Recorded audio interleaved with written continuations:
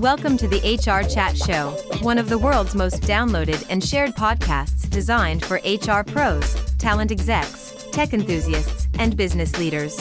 For hundreds more episodes and what's new in the world of work, subscribe to the show, follow us on social media, and visit hrgazette.com.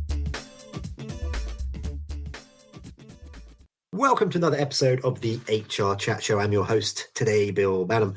And joining me on this episode is Eric De Wames, consultant and guest lecturer over at IEA Training and managing partner at Michael Sullivan Associates, LLP. An engaging speaker, Eric conducts seminars across California to assist employers in navigating the state's rigorous, ever-evolving compliance regulations, and he wears a really cool bow tie. Eric is a published contributing author to Forbes, and he co-authored MS&A's ebook, Navigating COVID-19, a legal guide for California's employers. It's a free resource, by the way, for businesses in the state of California, regularly updated to reflect the changing pandemic landscape. So please do check that out. Hey, Eric, welcome to the show today. Oh, well, Bill, thank you so much for having me. I appreciate it. So, Eric, beyond my reintroduction there, why don't you start by taking a minute or two and telling our listeners a bit more about yourself and what you get up to? Thank you for the great introduction. You pretty much nutshelled most of the hats that I wear. One of the more important ones, I guess, is I'm a trial attorney. I've been doing that for 23 years. Employment law focused, defense only for businesses, HR. And that is my first passion, being in the courtroom. But with that, I developed a passion over the years also for educating our businesses, employers, HR, and I spend a lot of time educating. And it's a lot of fun for me because usually we are at conferences and getting material out there to people who really are craving up-to-date information. As you put it, the laws are ever evolving, ever changing on a constant basis, especially in my employment law world. So I manage our employment law department at Michael Sullivan Associates with my team. And in my spare time, I also spend a lot of time educating. I work with IEA as at providing course material, information, and a guest lecturer as well. So that's a lot of fun for me because I have a great passion for getting the information out there on disability management, which I think is an area that needs a lot of focus that I've seen over the years. And I think that is a great conduit to do that.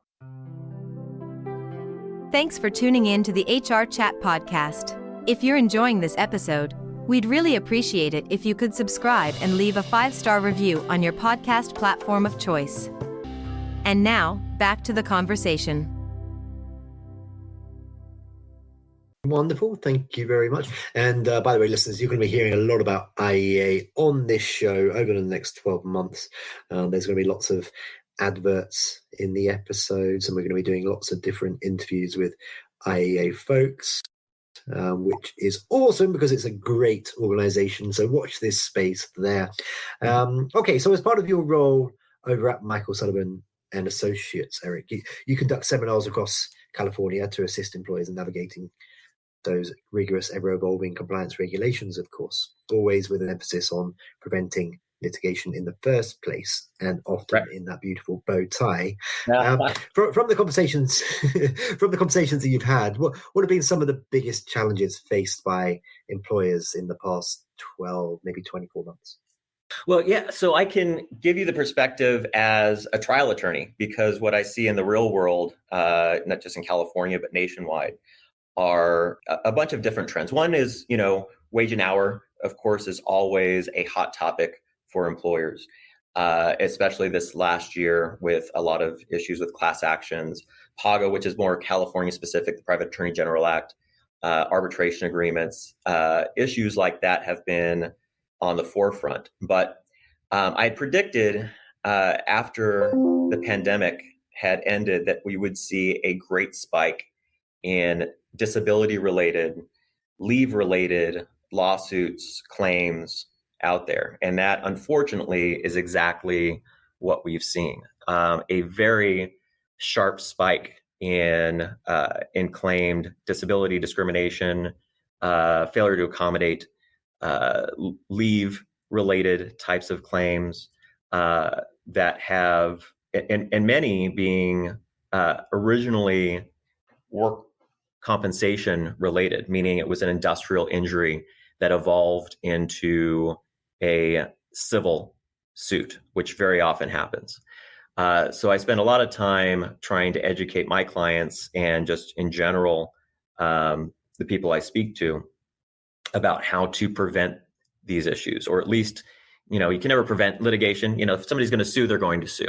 So the best you can do in a very litigation-oriented environment we're in is to prepare those defenses, prepare those documents and those responses in the best way possible.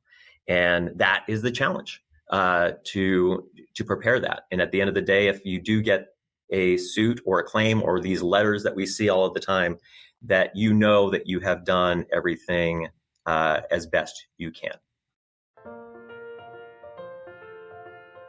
Tiger Hall is a social learning platform that offers professional learners a personalized and engaging experience. And we're proud to support this episode of the HR Chat podcast. Think of Tiger Hall as the social media of learning, where you get bite-sized, real-world, actionable insights from leaders and subject matter experts in your organization, industry trailblazers, and top executives from Fortune 500 companies. Dive into Tiger Hall for an innovative experience in micro-learning, scaling tribal knowledge, sales enablement, leadership development, peer-to-peer learning through engaging social cohorts, and more.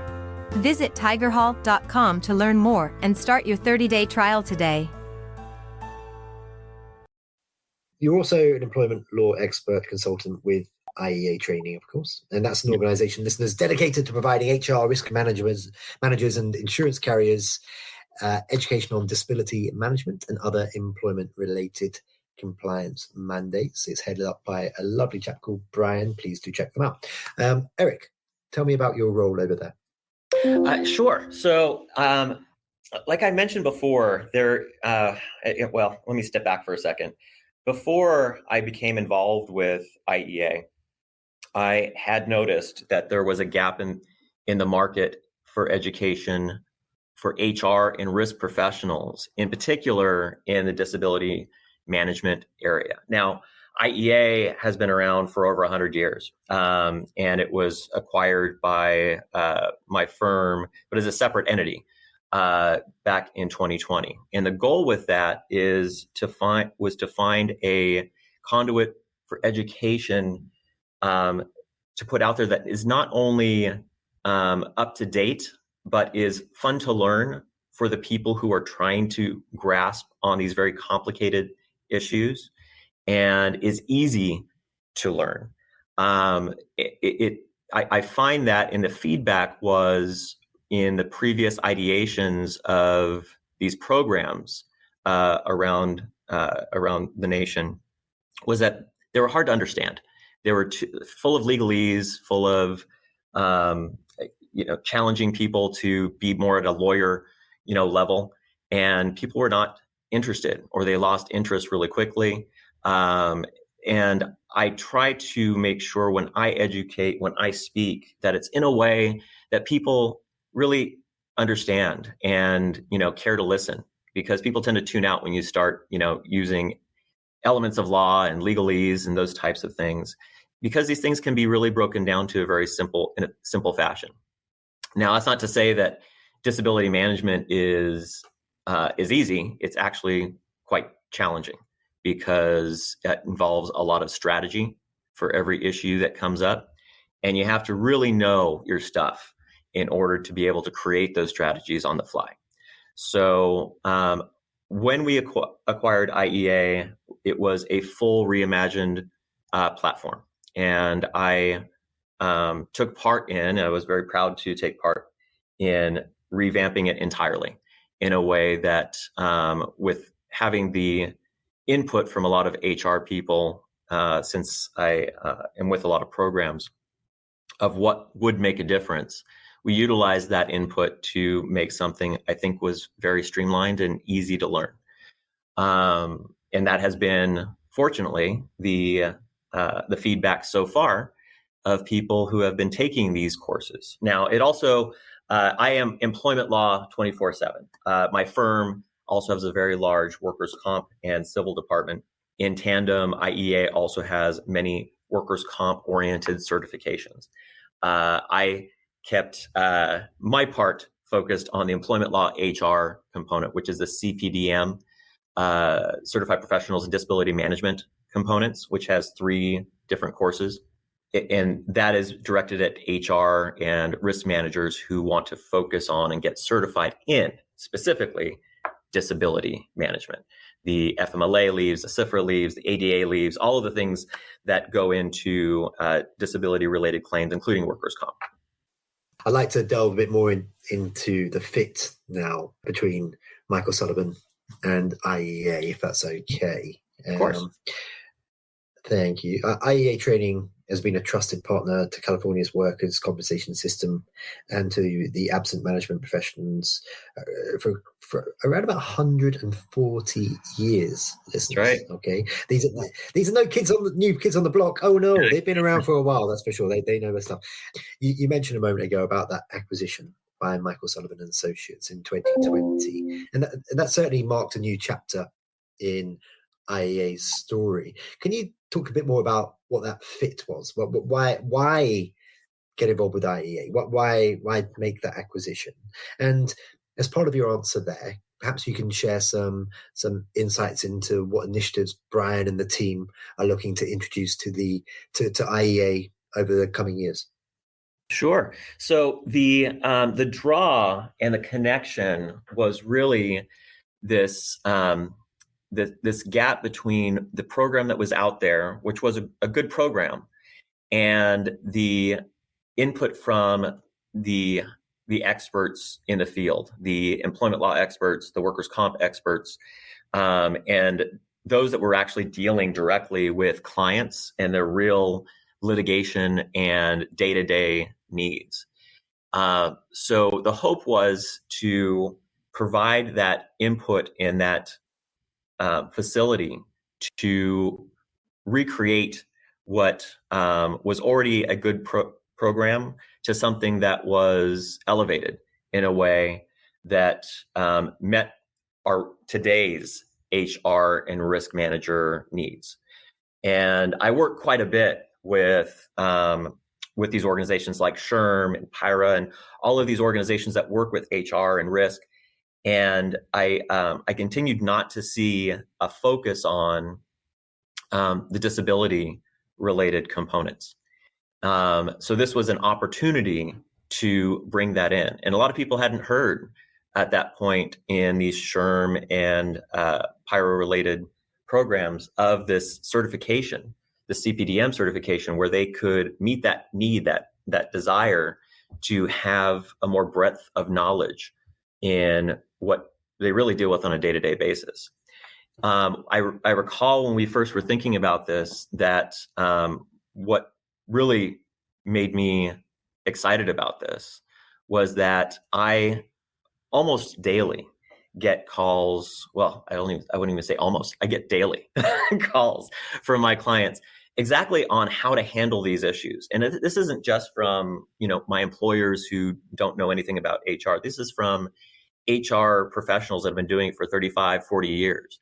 And they continue to struggle with how to navigate these complex disability issues, how to do these reasonable accommodation issues. What do you do when there's a workers' comp non-industrial leave and it crosses over into FMLA and CIFRA? And how long is too long when they ask for time off? All of these things they have to deal with on the fly, and they have to do it right, because there's not a lot of forgiving wiggle room for employers to nationwide, but in particular under California laws as well.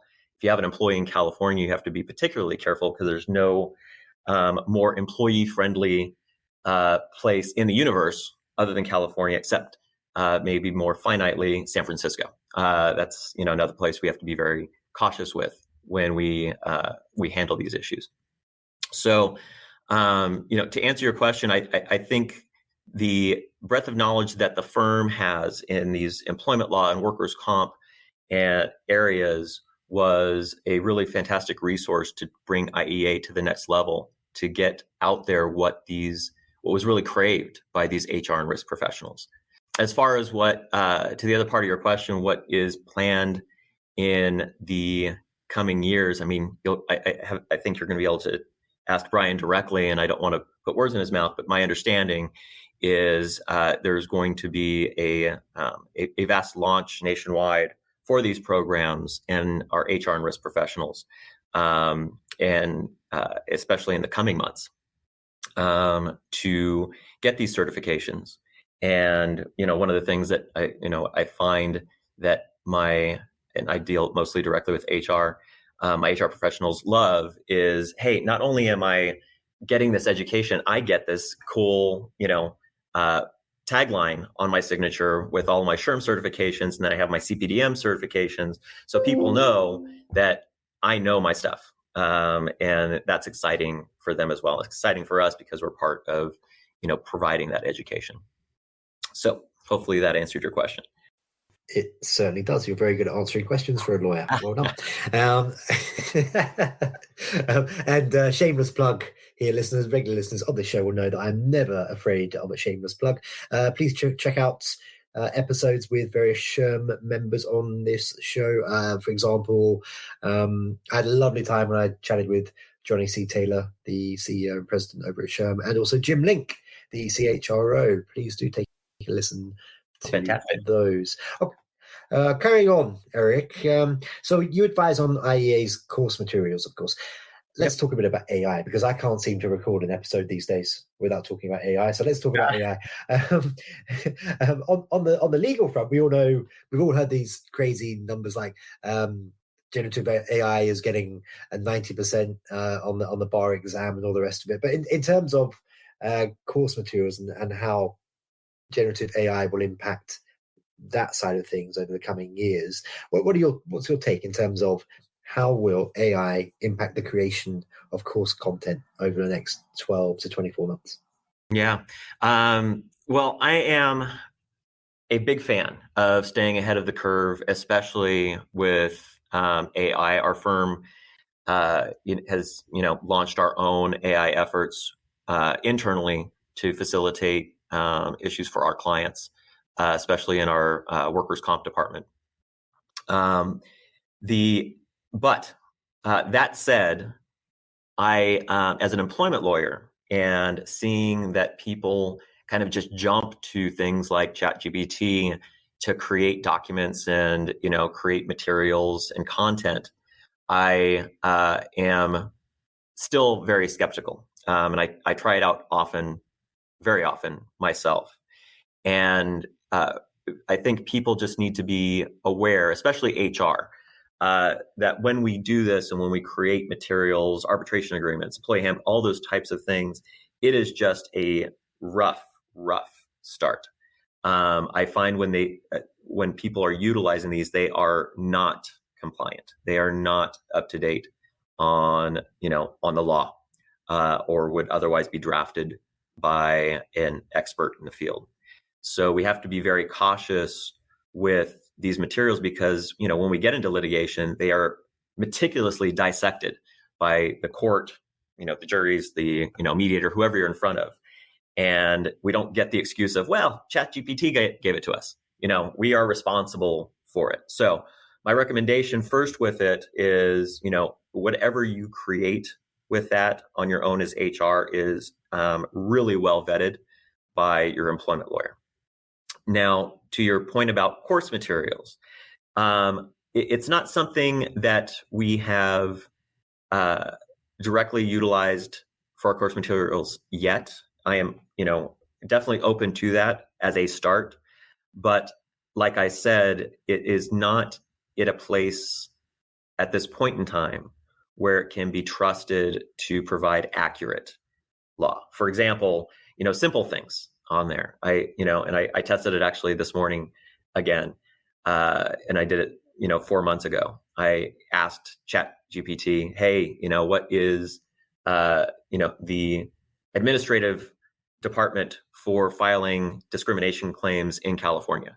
And it said Department of Fair Employment and Housing, which would have been a correct answer 2 years ago.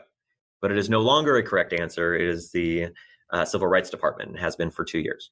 So even simple things like that are off, much less, very intricate, detailed legal issues. So utilize it with caution. Use an employment law expert, HR expert to vet, and maybe there'll be a day in the years to come where we can just rely on it, but we're nowhere near that yet. We may very well use that as source materials in IEA, but not yet until we're entirely comfortable that what we're providing out there is accurate and up-to-date content. Well, indeed. My understanding is with ChatGPT, as an example, that's in a closed ecosystem which only goes to September 2021. So anything in the last couple of years, forget about it. They'll just make stuff up. Is that a bad thing? I don't know. I mean, the alternative is to create something where it can access any information from anywhere in real time and then become a fully functioning, autonomous, maybe sentient being, and then take over the world. Eric, do we want that? Yeah. Do we want that? I've seen Terminator. I know what you're talking about. Okay, we are already coming towards the end of this particular episode. Before we wrap up, 2 more questions for you. How can absence and disability management courses help to enhance users then to better understand workplace wellness and gain essential skills for managing absences and disabilities effectively? You've mentioned this a wee bit before in this conversation, but let's wrap it up here. Leave our listeners wanting to connect with you and learn more about IEA. What are your thoughts there? Yeah, what it provides is a skill set for our HR and risk professionals that very often is not provided in a lot of these certifications. And the skill set is focusing on how to handle in real time these strategies with not only just understanding the basic law, but the impact on our workforce, right? And you mentioned, employee wellness. I mean, that is also, an issue we have to really take into consideration, taking care of our workforce in a way that is meaningful. So it provides that foundation, but it also provides the challenging strategies and the skill set to be able to deal with this on a daily basis of when these leaves come up. What are the options? If we're dealing with a difficult, challenging employee, and that does happen time to time, we have the skill set to play that chess match and know what's happening 5, 6, 7 moves down the line as we get there and how to document it. And I have not seen a program that does it quite this way in, as fun a way as it does, because it's a fun program to engage in. So that's my shameless plug on IEA as well. And I'm a fan of it for my clients and my HR professionals. Hey, listen, I'm just a sample size of one, but my experience of the IEA team so far has been extremely positive. They are good people and they are doing what they're doing because they genuinely want to help people. But what do I know? There we go. Before we wrap up for today, Eric, how can we learn more about you, or how can we connect with you? So maybe that's LinkedIn, maybe you want to share your email address, maybe all over TikTok and places. And also, of course, how can folks, can they also connect? How can they also learn more about IEA and Michael Sullivan and Associates? Oh, fantastic. So the easiest ways for people to just like websites is sullivanattorneys.com has all of Michael Sullivan Associates information and links to IEA. If for IEA, it's ietraining.org, not just iea.org. That's a wholly different company that's not related to what we're talking about at all. So ietraining.org. I try to also educate on social media quite a bit. So I'm easy to find with my name on LinkedIn as well as Instagram. I spend a lot of time sending out source material there and giving some updates as to where the law is heading and what's going on in litigation. So you can find me in both of those areas quite frequently as well. Rock and roll. Well, that just leads me to say, Eric, I feel like this is the start of a beautiful relationship, and I'm going to have you on again in the future, sir. But for now, thank you very much for being my guest. Me too, my friend. Thank you so much for having me. I really enjoyed it. And listeners, as always, until next time, happy working. Thanks for listening to the HR Chat Show.